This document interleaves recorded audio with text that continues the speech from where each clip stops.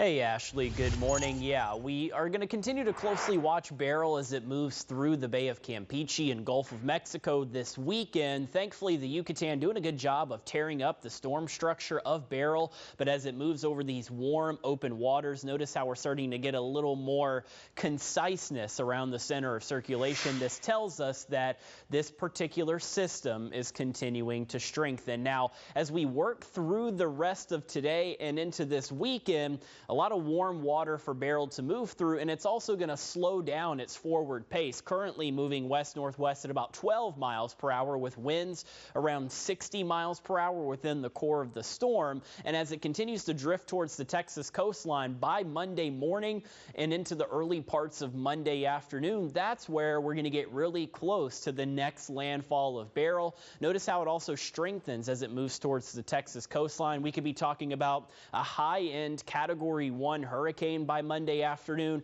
and there is some pieces of computer guidance that would suggest we could have a storm as strong as a Category 2. And then thankfully, as it moves over land from Texas and into the mid-Atlantic states, eventually we start to see some drastic weakening, but not before heavy rain and strong winds slam the coast of Texas before it moves into East Texas and eventually into the Ozarks by the middle of next week. The concern for re-intensification is because of these very, very warm sea surface temperatures from the Bay of Campeche through the Gulf of Mexico. Remember, warm seawater is one of our fundamental ingredients for strong tropical cyclones. You can see our sea surface temperatures all across the Gulf this morning in the mid and upper 80s, and that's where they're going to stay as Beryl moves through these waters. So something that we're going to watch closely. The good news, though, is that the strongest of this storm stays well away from South Carolina. We've got ourselves a beautiful start to the morning as we look out from our transmitter camera in Kershaw County.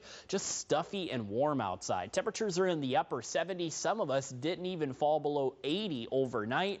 And as we work into this afternoon, another heat advisory goes into effect starting at 11 a.m.